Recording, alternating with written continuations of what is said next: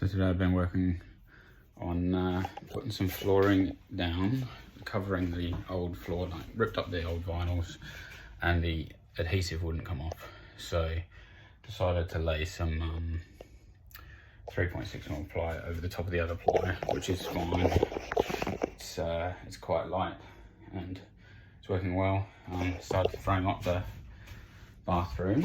I'll come over here, so then I can do the cutouts for the floor, and then once I've finished cutting out this part of the floor, then I'll lay the vinyl. But yeah, the bathroom, I've still got to frame up the back of the bathroom, but that will only get done once I've done the wall.